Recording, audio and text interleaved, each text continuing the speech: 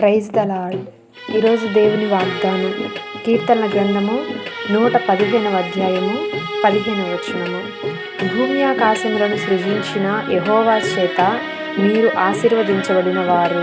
ఈరోజు పరిశుద్ధాత్మ దేవుడు మనకిస్తున్నటువంటి వాగ్దానం ఏమనగా, మనము దేవుని పిల్లలము అని గుర్తుగా దేవుడు మనల్ని ఆశీర్వదించాడు. ఇక్కడ దేవుని యొక్క వాక్యం అంటున్నది, ఆయన ఎంత గొప్పవాడో ఆయన గొప్పతనం గురించి ఇక్కడ దావీదు మహారాజు సెలవిచ్చుచున్నారు.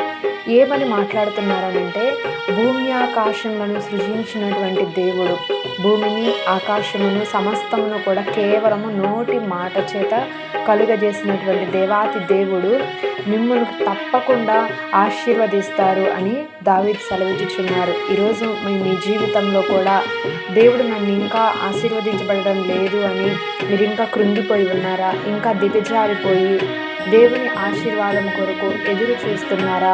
ఈరోజు దేవుడు అంటున్నారు, మీరు విలువబడినటువంటి వారు కాదు, మీరు విలువ పెట్టి కొనబడినటువంటి వారు. ఇంకా నా మీద శాపం ఉంది అని మీరు ఇంకా కృంగిపోతున్నారేమో. యేసుక్రీస్తు ప్రభువారు ఆ ప్రతి శాపమును కూడా సిలువలో కొట్టివేసేసి అబ్రహాం యొక్క ఆశీర్వాదాన్ని మనందరికీ కూడా అనుగ్రహించి ఉన్నాడు. కాబట్టి ఆశీర్వాదమునకు వారసులముగా దేవుడు మన అందరినీ కూడా పేరు పెట్టి పిలిచాడు.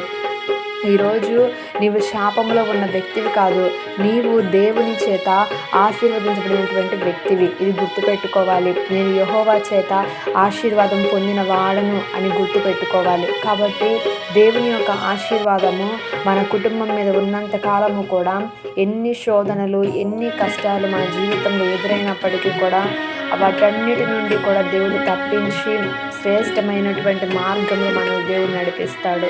కాబట్టి ఈరోజు ఆ ఆశీర్వాదము మన యొక్క చేతి పనులన్నిటి విషయంలో, మన కుటుంబాలలో, ఉద్యోగాలలో, వ్యాపారంలో, సమస్త విషయములలో ఆ ఆశీర్వాదం మన మీద ఉండి అన్ని విషయములలో వర్ధిల్లుదుముగాక. ఆమేన్.